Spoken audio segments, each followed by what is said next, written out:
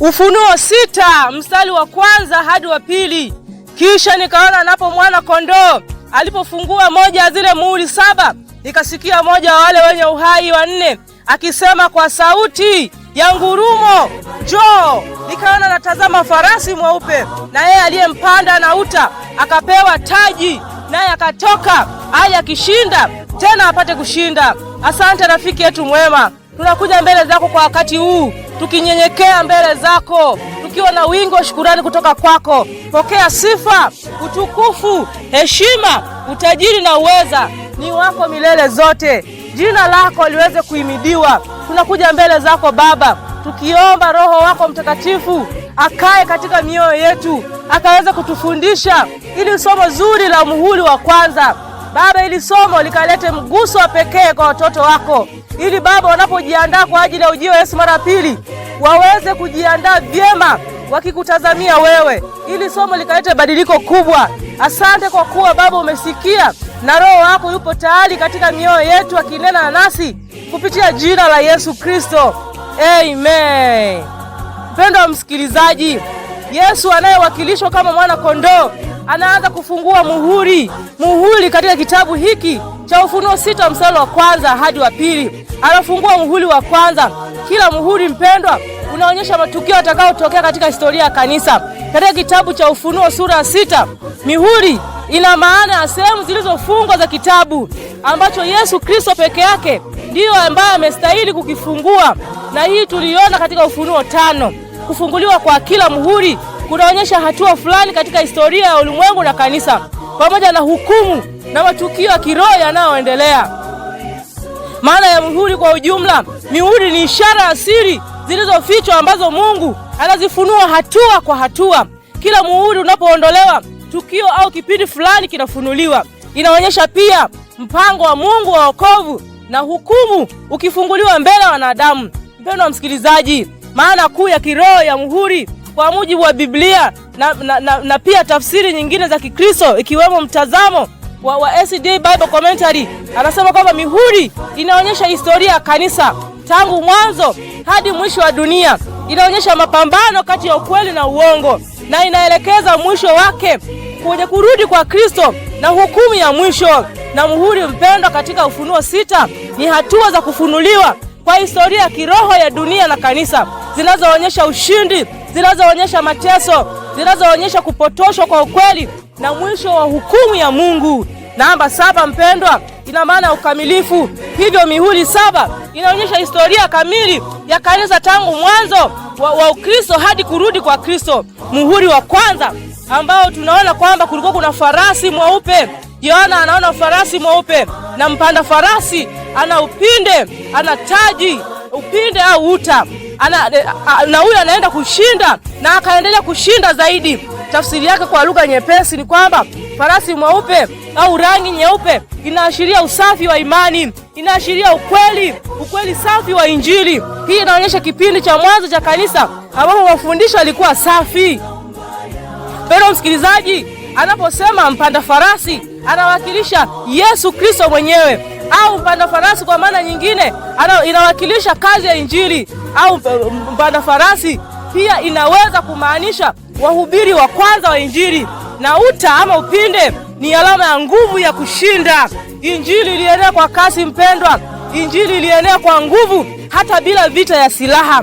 Na anaposema taji, huyu mpanda farasi alikuwa na taji, inaonyesha ushindi au inaonyesha mafanikio ya Injili. Injili iliweza kupenya kwa kasi na kwa haraka, na watu wengi waliweza kuokolewa. Na anaposema akaenda kushinda, hii inamaanisha kwamba Injili ilienea haraka sana. Watu wengi walimpokea Kristo, na kanisa la mwanzo, mpendwa, lilikuwa na nguvu kubwa ya kiroho. Maana kuu ya muhuri wa kwanza, muhuri huu unaonyesha kipindi cha karne ya kwanza ya Ukristo, na Injili ilianza kuhubiriwa kwa nguvu duniani kote. Kanisa lilikuwa safi, lenye imani ya kweli, kulikuwa na ushindi mkubwa wa kiroho. Kwa ufupi sana, muhuri wa kwanza ni mwanzo mzuri wa Ukristo. Muhuri wa kwanza unaonyesha Injili safi. Muhuri wa kwanza unaonyesha ushindi mkubwa wa imani. Mpendwa msikilizaji, ukisoma Ufunuo 6 mstari wa kwanza hadi wa 8, ukasoma pia na Walawi 26 mstari wa 21 hadi 26 na Mathayo 24 mstari wa 1 hadi 14. Inaonyesha matukio ya muhuri 7, lakini yanatakiwa yaeleweke katika muktadha wa laana za Agano la Kale ambazo ziliambatanishwa na hukumu ya upanga, ambazo ziliambatanishwa na hukumu ya njaa, ambazo ziliambatanishwa na hukumu ya tauni na wanyama wabaya. Hii inaonyesha vizuri, ukipata muda wako soma Walawi 26 mstari wa 21 hadi 26. Hizo ni hukumu 4 zilizo kali. Hizi ni hukumu ambazo Mungu alikuwa anazitumia kuamsha watu kiroho. Mungu alikuwa anatumia kuamsha hali zao kiroho na kuwasihi warudi pale waliposhindwa kuwa waaminifu kwa Mungu. Walirudi kuwa waaminifu na walishikilia agano kati ya Mungu na wao. Kwa hiyo wapanda farasi 4 ni mbinu ambazo anazitumia Mungu ili kuwafanya watu wake waendelee kuwa macho au waendelee kuwa katika njia sahihi, kwa kuwakumbusha kwamba ulimwengu huu mpendwa sio nyumbani kwetu. Ulimwengu huu sio nyumbani kwetu, unapita huu ulimwengu. Mtazame Kristo na ufanye mapenzi yake. Wakati wanapomngojea Yesu Kristo kuja mara ya pili, uwe tayari. Ufunuo 6 mstari wa 1 na wa 2 inahusu vita. Pia hutukumbusha Ufunuo 19 mstari wa 11 hadi 16 ambayo huwasilisha Kristo akiwa amepanda farasi mweupe, huku akiyaongoza majeshi ya mbinguni katika vita ya mwisho ya historia ya ulimwengu. Rangi nyeupe inawakilisha usafi na inahusanishwa na Kristo na wafuasi wake, na mpanda farasi ameshikilia upinde, naye amepewa taji. Taji Kiunani inamaanisha Stephanos, ambao ni taji inayowakilisha ushindi. Hii ni taji ambao wanavaa washindi tu. Upinde ni kuwa shujaa. Upinde unamaanisha kuwa shujaa.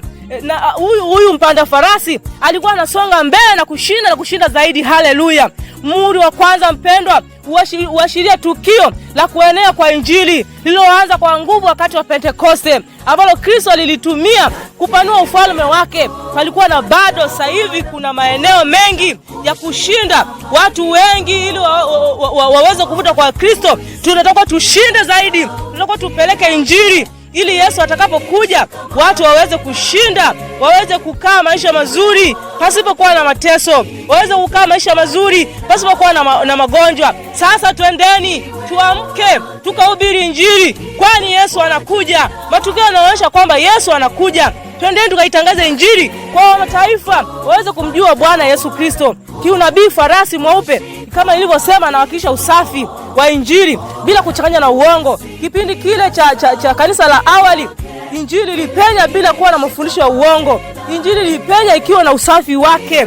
Kiunabii muhuri wa kwanza ushabihiana na ujumbe wa kanisa la Efeso ambalo lilianza mwaka wa 31 AD hadi mwaka 100 AD, ambacho hicho kilikuwa ni kipindi cha mitume ambapo Injili ilienea haraka katika ulimwengu wote. Hapo utaweza kusoma Kolosai 1 mstari wa 23. Asante rafiki yetu mwema. Tunakuja mbele zako sisi watoto wako. Tazama ulimwengu huu umejaa mafundisho ambao ni potofu.